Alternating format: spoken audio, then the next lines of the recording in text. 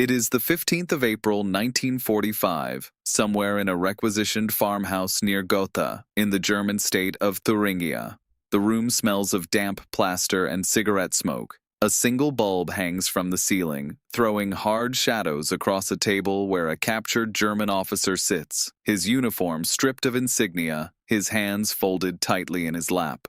Opposite him sits a stocky American corporal named Hans Jacob Meier, an emigre from Germany who now runs a delicatessen in New York when he is not interrogating prisoners for the United States Army. Meier speaks flawless German.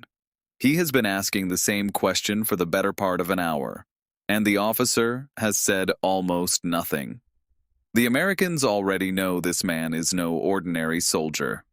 He is an official of the Reichsamt für Landesaufnahme, the German government's own survey and mapping authority, and they believe he knows the location of an archive so valuable that entire artillery batteries, entire bombing campaigns, could be redirected by its contents. Outside, the sound of American armor rumbles along the road towards the Thuringian hills. Inside, the silence stretches on. Then something in the officer breaks. Witnesses would later say he turned several colors before he spoke, as though the words themselves were dangerous. When he finally answered, he gave up a single word, the name of a town roughly 50 miles to the southeast, Saalfeld. It does not sound like the stuff of a thriller. No explosions, no chases across rooftops, and yet that one word, dragged out of a frightened man in a farmhouse kitchen, would lead an American intelligence unit to the largest cache of captured geographic data the United States had ever obtained from an enemy power. A discovery that would quietly shape the targeting of intercontinental missiles for the next 40 years of the Cold War, and lay part of the mathematical foundation for the satellite navigation systems that sit in every pocket today. This is the story of an ordinary act of betrayal in an unremarkable room that helped redraw the invisible grid by which the modern world locates itself. To understand why a stack of German survey documents mattered more than the Americans could initially explain even to their own commanders, you have to understand what warfare looked like before satellites watched from orbit. In the middle of the 20th century, armies fought across enormous distances with weapons whose accuracy depended entirely on knowing, to a matter of feet, exactly where a target sat on the curved surface of the Earth. Ordinary maps, drawn from ordinary surveys, were not good enough. A property boundary survey might be accurate to within a few meters over a short distance, but stretch that same technique across hundreds of kilometers, and the errors compounded catastrophically because nobody had accounted properly for the curvature of the planet itself. The discipline that solved this problem was called geodesy, the centuries-old science of measuring the Earth with mathematical precision, and by 1945 it had become one of the most quietly important branches of military science in existence. Coordinating artillery, aircraft, and naval gunfire across a theater the size of Western Europe required a shared mathematically consistent picture of where everything actually was. Germany, methodical as ever, had spent decades building exactly that picture, not only of its own territory, but of the countries it had invaded, including vast stretches of the Soviet Union that no Western power had ever been able to survey. The trouble, for the Americans, was that they had almost none of it. The United States Army Map Service possessed comparatively patchy coverage of Europe, and what little data existed from different nations rarely agreed with what its neighbors had recorded. Each country had run its own surveys using its own reference points and its own mathematics, so that a map of France and a map of Germany, laid edge to edge, would not quite line up. There was no unified system, no single grid that could translate a coordinate in Warsaw into a coordinate in Berlin with total confidence. For an army trying to land shells with pinpoint accuracy, or one day guide a missile across an ocean, this was not a minor inconvenience. It was a crippling gap in capability. Worse, the Germans knew they were sitting on a gold mine, and as the Allies closed in during the final months of the war, they began moving their most sensitive survey archives out of Berlin, hiding them in factories, salt mines, farmhouses, and provincial towns, rather than let them fall into enemy hands or burn in the firestorms consuming the capital. Somewhere in the chaos of a collapsing Reich, decades of painstaking measurement, the precise coordinates of half a continent were being quietly smuggled into hiding. If the Americans could not find it before the war ended, it was entirely possible nobody outside Germany ever would. Worse still, much of the material lay in territory that had already been earmarked under wartime agreements between the Allies to become the Soviet occupation zone. Once the Red Army arrived, whatever the Americans had not already secured would belong permanently to Moscow. The man tasked with finding it was Major Floyd W. Howe, a 46-year-old civil engineer from Cornell with a receding hairline, wire-rimmed spectacles, and an unglamorous obsession with the mathematics of measuring the planet. Before the war, he had led surveying expeditions across the American West and charted rainforests in South America for oil companies. Now he commanded a unit known simply as Howe Team, 19 men and women whose mission was so secret that one member later recalled being ordered not to open his sealed orders until 2 hours after his aircraft had left the ground. The unit was a strange assembly for such high stakes. Alongside professional soldiers sat a university map curator, a linguist fluent in 5 languages, and a well-traveled son of a Kentucky general who packed a Leica camera and a watercolor set alongside his service revolver. 10 of the team were enlisted men, several trained at the secret military intelligence training center at Camp Ritchie in Maryland. Among these so-called Ritchie boys were German-born refugees who had fled Nazi persecution years earlier, men who now returned to their homeland in American uniform to interrogate the very system that had driven them out. For their own safety, several worked under assumed names in case they encountered someone from their old lives. Ho Team traveled with over 800 kilograms of cameras and microfilming equipment, roughly the weight of a small car, along with 11,000 index cards cataloging known German scientific and mapping institutions. Their method was part detective work, part smash and grab. They followed close behind the front line, sometimes entering cities within days of capture, hunting through bombed universities, government offices, and geodetic institutes for stray survey data before it could be destroyed or looted.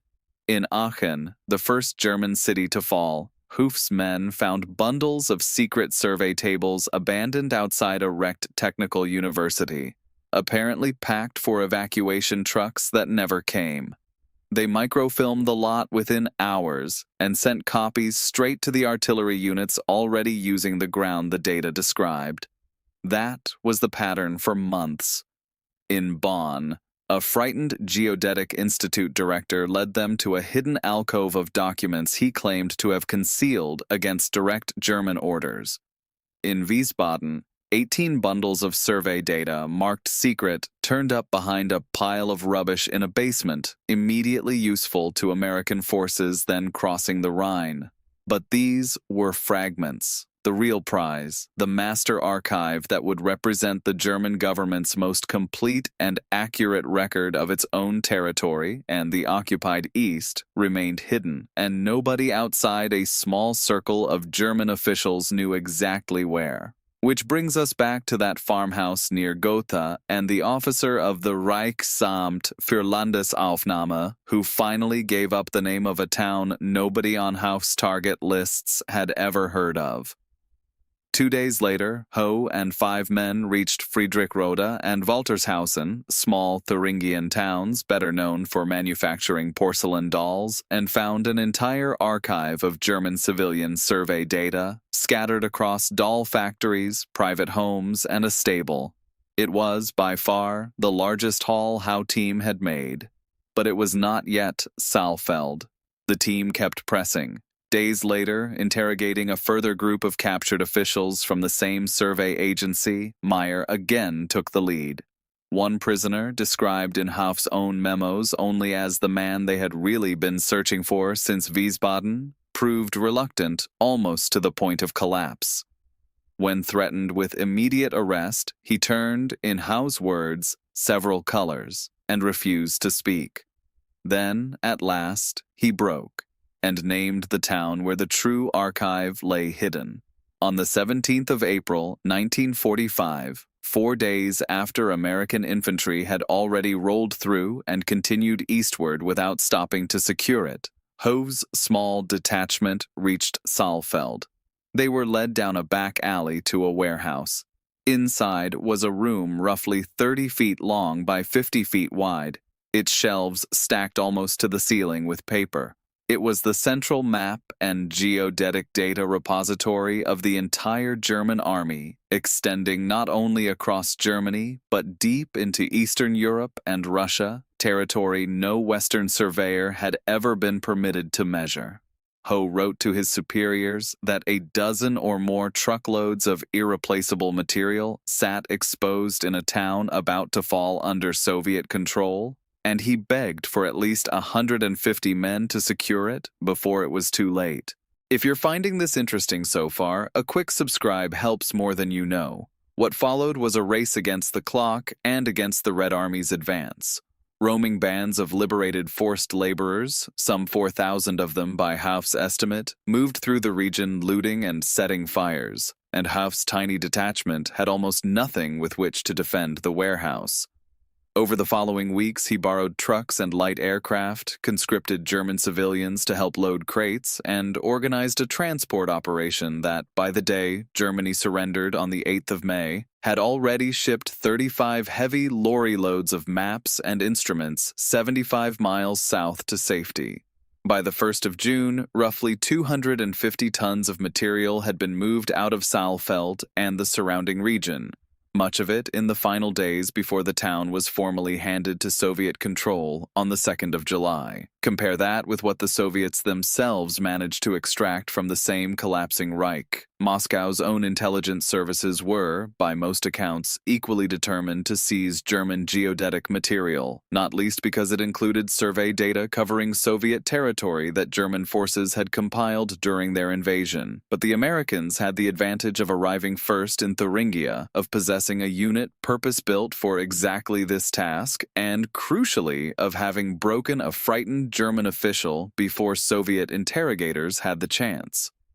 Where German wartime cartography had been thorough but increasingly chaotic in its final desperate months, and Soviet efforts to recover it came a step behind, the American operation combined disciplined planning with the kind of improvisation, commandeered lorries, borrowed aircraft, furniture factories turned into crate workshops that let a 19-person unit outmaneuver entire occupying armies. The material Hof's team eventually sent home was staggering in scale.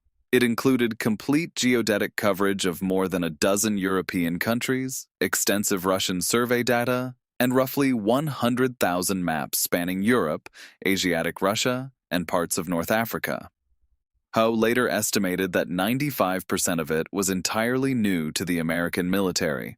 Among the physical equipment recovered were 7 enormous machines called stereoplanographs, room-filling optical instruments built by the German firm Zeiss, each worth roughly the equivalent of several $1 million today, used to generate precise topographic maps from overlapping aerial photographs.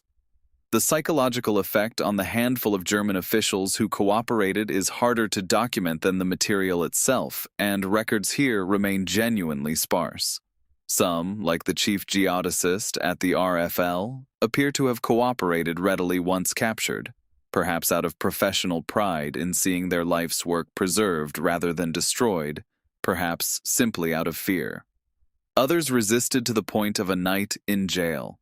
The officer whose single word, Saalfeld, unlocked the whole operation remains, in the surviving documentation, largely anonymous, identified only by his position and by Howe's brief clinical description of the moment he finally spoke.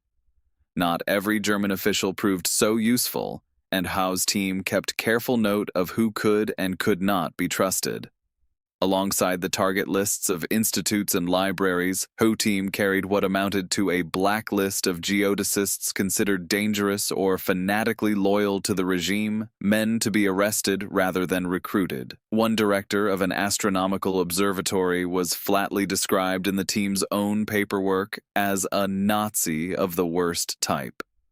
Against that backdrop, the willingness of a mid-ranking survey official to give up the location of his own government's most sensitive archive looks less like an isolated act of weakness and more like a symptom of a collapsing state in which loyalty to Berlin had, for some, quietly given way to simple exhaustion and fear of what was coming next.